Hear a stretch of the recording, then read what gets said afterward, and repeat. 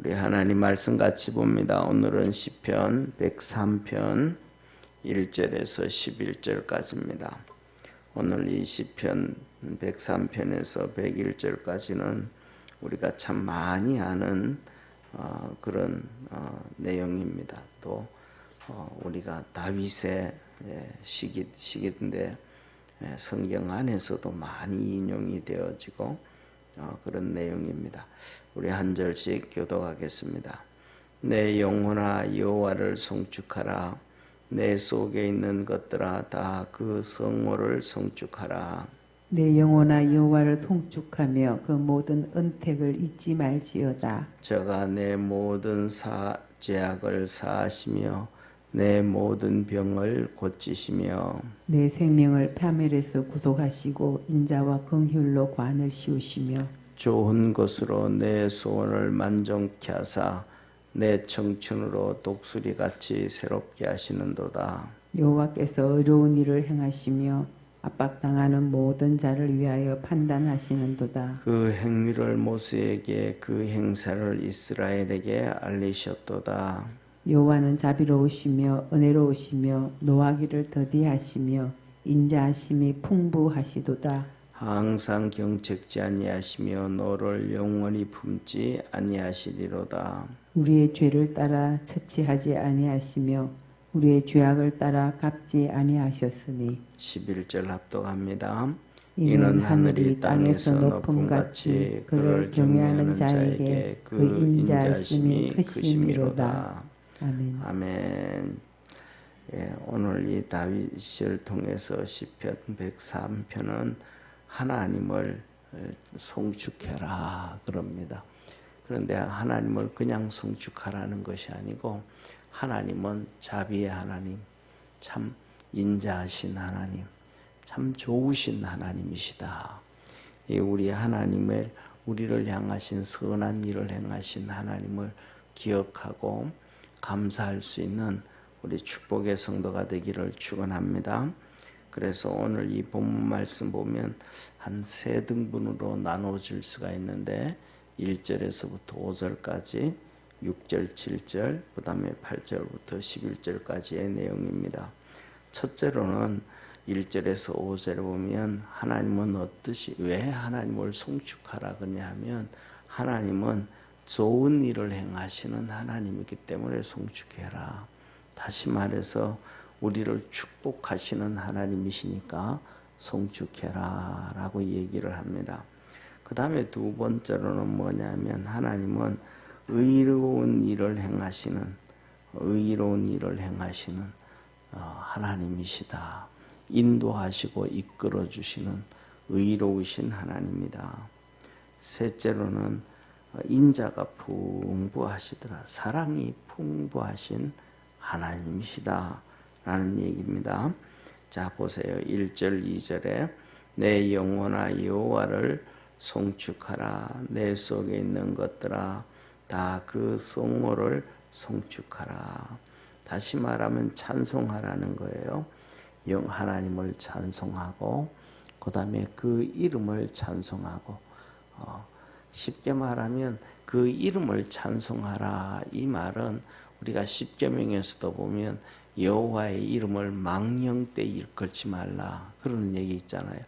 하나님의 이름을 함부로 행하지 말라.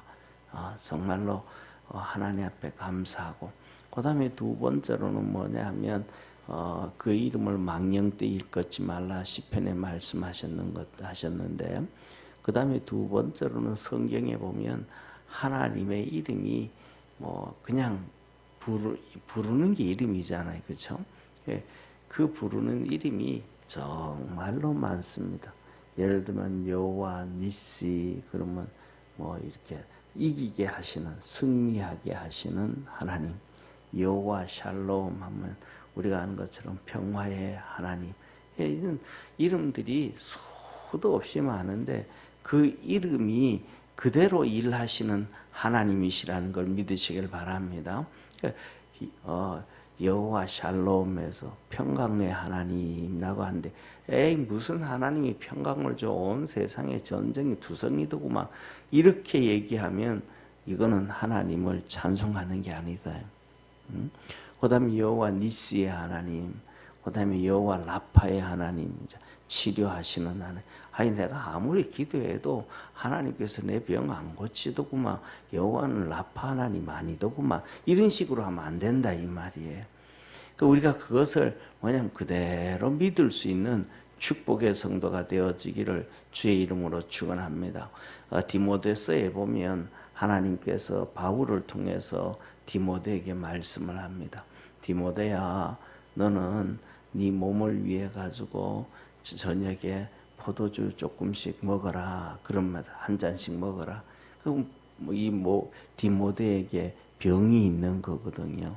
그게 그 병이 뭐 구체적 오늘날처럼 구체적으로 병명이 발견돼 가지고 쭉 얘기돼서 그게 아니고, 많은 학자들은 일반적으로 뭐라고 얘기하냐 하면 아마 디모데에게 비간염 같은 그런 게 있지 않았으나 그렇게 얘기해요. 왜냐하면 저녁 때만 되면 하고 한 피곤해 가지고 지쳐 가지고 막 그냥 축축 늘어지니까, 힘들어지니까, 그래서 포도주를 조금씩 먹어가지고 잘 때 혈액순환이 왕성하게 되어져서 아침에 이렇게 좀 쉽게 일어날 수 있도록, 그래가지고 많이 먹는 게 아니고 약으로 조금씩 먹어라. 그러면 디모데는 하나님 앞에 여호와 라파 아니구만, 치료하시는 하나님이 아니시구만, 이렇게 얘기할 수 있는가? 아니다 이 말이죠. 그 다음에 우리가 잘 아는 것처럼 고린도 후서 12장에 보면 사도 바울이 내가 내 몸에 있는 사단의 해 고통을 통해 가지고 하나님 앞에 3번이나 간구하였더니 하나님께서 내 은혜가 내게 족하다 하고 치료 안 해주셨다라는 거예요. 네. 그래서 네 약한 데서 예수 그리스도의 강함이, 하나님의 전능하심이 드러난다. 또 그것도 없으면 자고하고 스스로 높아지고 교만해진다. 하나님은 우리에게 은혜 베푸시고 사랑하시는 하나님이심을 믿으시길 바랍니다. 그래서 바울이 그것을 인해서 감사하고 감사하더라. 그러면 바울에게 있었던 그 사단의 해가 무엇인가 라고 얘기하면 많은 성경에 나오는 거 보면 여러 가지를 얘기를 합니다. 첫째로는 무릎에 안 좋았었다, 그런 얘기도 하고, 무릎 안 좋으면 진짜 힘들잖아요. 선교를 다니는데 걸어 다니고 그때 요새야 비행기 타고 다니고 차 타고 다니고 하지만 옛날에는 전부 걸어 다녔잖아요. 그러니까 얼마나 무릎 아파가지고 힘들겠어요. 그런 부분이라든지, 또 어떤 사람들은 눈이 안 좋았다, 안질이 안 좋았다, 그런 얘기예요. 그것도 얼마나 힘들어요. 요새처럼 안경이 있는 것도 아니고 안약을 제대로 놓고 하는 것도 아니고. 왜 그런 얘기를 하냐 하면 갈라디아서에 보면 기록이 돼. 너희들이 나를 사랑해서 눈이라도 나에게 빼어줄 뻔하였느니라, 이 얘기를 하는 것을 보면서 바울이 아마 눈이 안 좋은 거 아니었는가, 이런저런 얘기를 하는데, 어쨌든 그 모든 것들이 몸의 가시였다라는 얘기는 질병이었다라는 것을 기억하기를 바랍니다. 그런데 그것을 일생 동안 있다고 하나님이 라파의 하나님 아닌가? 아니란 말. 사랑하기 때문에 그것으로 뭐하지 아니하고, 자고하지 아니하고, 교만하지 아니하고, 하나님 앞에 엎드리게 하고 기도하게 하고, 주님 앞에서 쉽게 말하면 황소에 뭐를 끼워놓는, 고삐를 끼워놓는. 그래서 그 황소가 그 힘센 것 가지고 자기 마음대로 그냥 집을 들어받는다든지 주인을 들어받는다든지 논밭을 다 파괴한다든지, 이게 아니고 길들여지는, 사람에게 길들여져 가지고 어린아이 손에도 잡혀서 이렇게 따라다니는, 정말로 사람에게 유익한 그런 황소가 되어지는, 길들여지는 것처럼 저와 여러분이 하나님 나라의 사람으로, 하나님의 백성으로, 주의 종으로, 하나님의 자녀로 길들여진다는 걸 믿으시길 바랍니다. 그것이 이런 모습이든 어떤 모습이든 간에 그거 하나 가지고 하나님은 우리를 하나님의 사람으로, 하나님의 자녀로, 하나님의 백성으로, 직분자로 사명자로 만들어주는 거예요. 그런데 사람들은 그걸 몰라요. 그거 자기가 가지고 있으면서도 모르고 옆에 있는 그 사람이 그걸 가지고 있는데도 모르고 그거 가지고 막 비난하기도 하고 욕하기도 하고 하다 못해가지고는 더 나가서 쉽게 말해가지고 가족도 모르는 경우 많아요.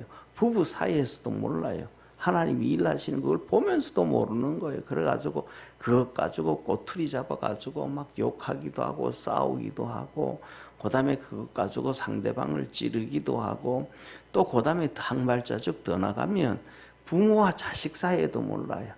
부모에게도 있고 자식에게도 있는데 그 자식에게 있는데 그걸 몰라가지고 막 불평하고 원망해요.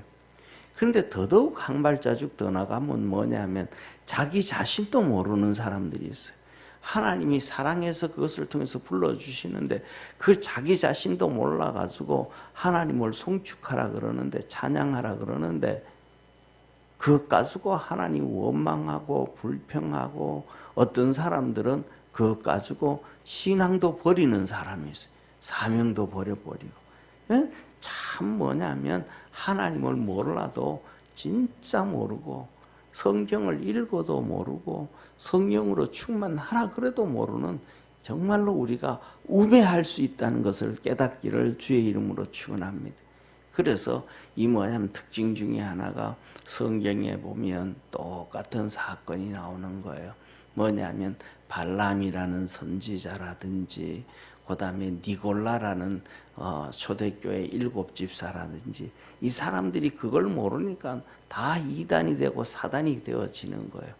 예, 이 발람이라는 선지자가 그냥 돈 때문에 넘어갔잖아요. 돈 때문에. 예, 그가 뭐 하니까 쉽게 말하면 가난하니까 넘어간 거예요. 성경을 한번 보세요. 예, 주의 종들이 막 떵떵거리면서 부자로 있었던 사람이 있고 아무도 없어요. 다 가난해요. 다 가난해요. 하다 못해가지고 엘리사 같은 경우에도 엘리야가 부르기 전에 하나님이 부르기 전에는 그가 진짜 부자로 살거든요. 소 12결이로 밭을 갈아요. 소 12결이로 밭을 간다 그러면 24마리, 소 24마리. 그걸로 밭을 갈고 농사지어요. 그럼 부자예요, 가난한 사람이에요. 소 12결이로 밭을 갈 정도면 밭이 얼마나 넓다는 얘기예요. 그렇잖아요. 그 부자예요. 그런데 주님 앞에 부름 당하고 난 다음에 그게 다 버려요, 그냥 요새로 말하면 산속에 들어가가지고 기도원에 들어가가지고 기도하면서 주의 일을 하는 거예요. 또 때가 되어지면 나와서 신방도 하고 백성들 앞으로 또 나오기도 하고 뭐 하기도 하고. 예. 그런데 그걸 몰라요. 왜 그렇게 하니, 왜 그러는지를 몰라요. 예. 발람도 그걸 모르는 거예요. 지그러 가니까 너무 힘들어가지고 그냥 돈 보고는 훅 넘어가는 거예요. 그냥 거기에 잡혀버리는 거예요. 지금까지 그렇게 돈을 한번 보여준 사람도 없고 알려준 사람도 없는데 발락왕이 와가지고는 보여주니까 이 정도면 뭐 내가 죽을 때까지 요새로 말하면 노후 걱정 안 하고 그냥 편안하게 주의 일을 할 수 있겠다. 뭐 한 번만 하면 되는데 눈 찌끔 깎고 그냥 저주 한 번만 하면 되는데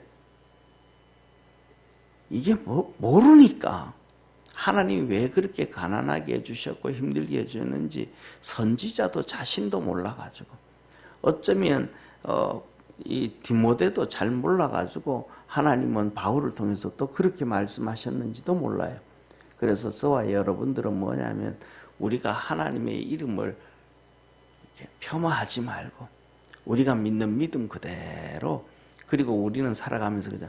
내가 이럴 때는 내가 병들었을 때는 내가 가난할 때는 내가 힘들 때는 내가 고통 가운데 있을 때는 하나님의 뜻이 있겠지. 내가 몰라도 알면 깨달으면 그것보다 더 큰 축복이 없는데 모를 경우가 너무 많다 이 말이에요.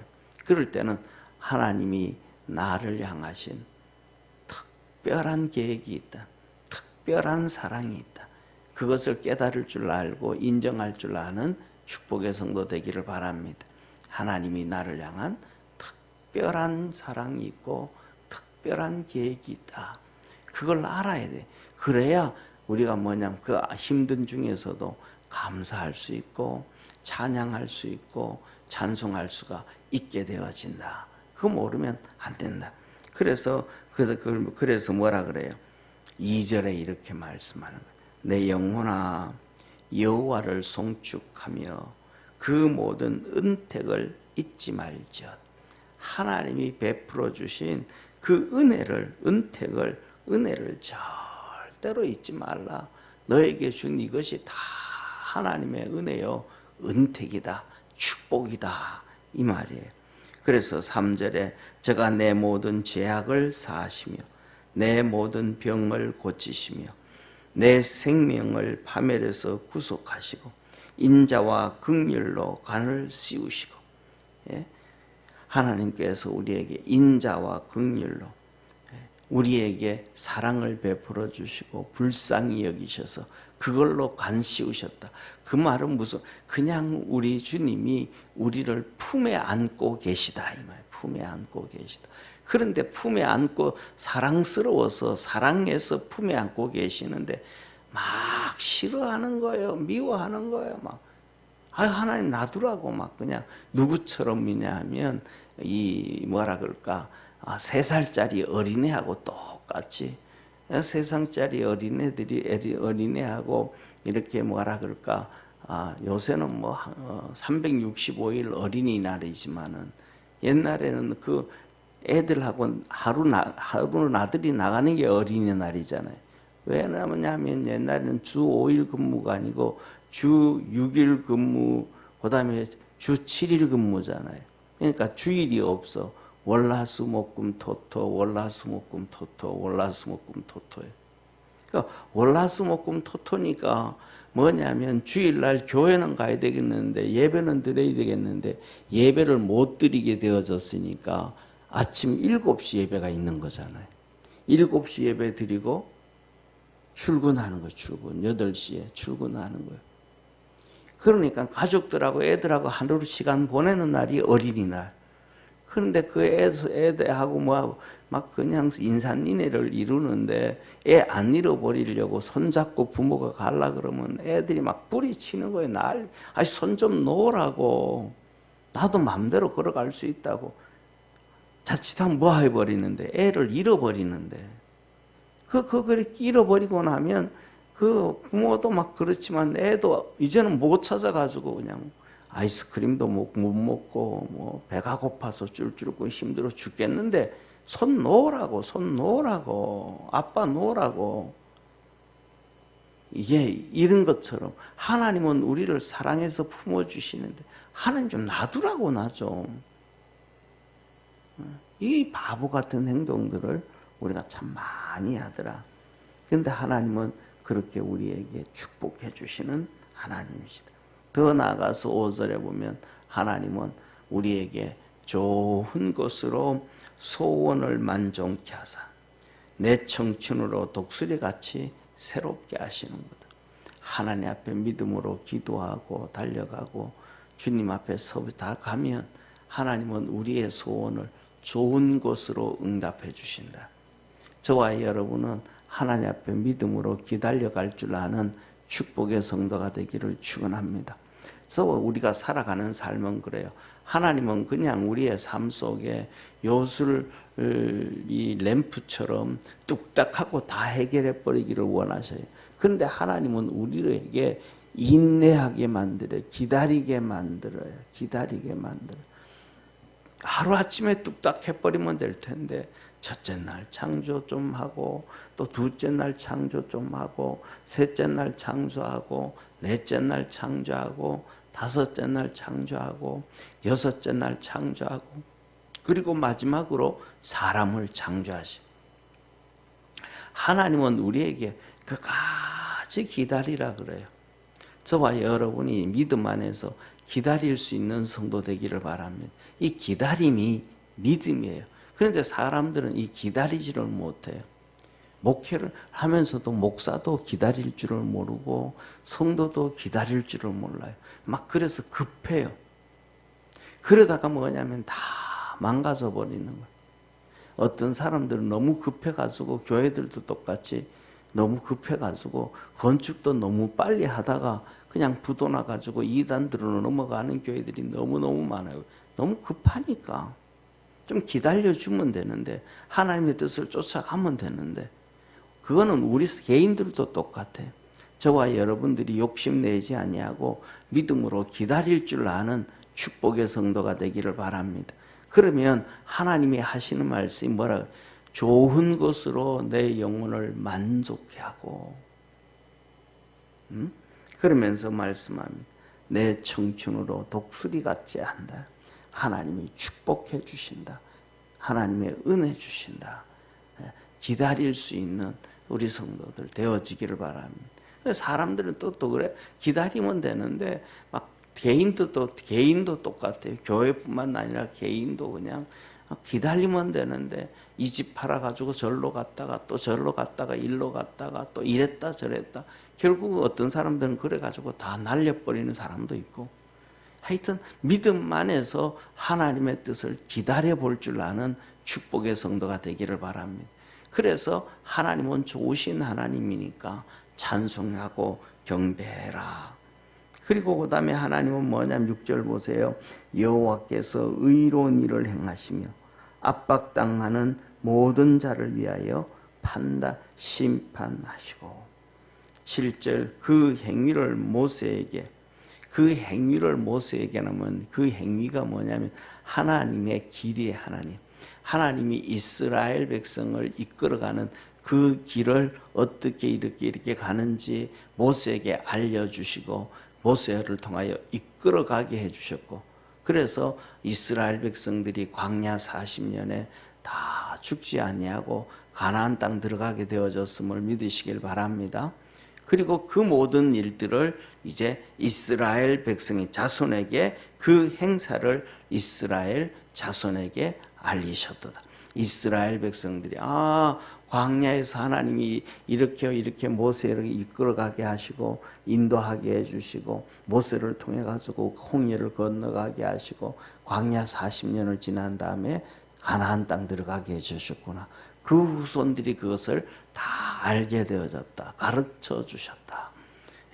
그러니까 너희는 하나님은 무슨 하나님?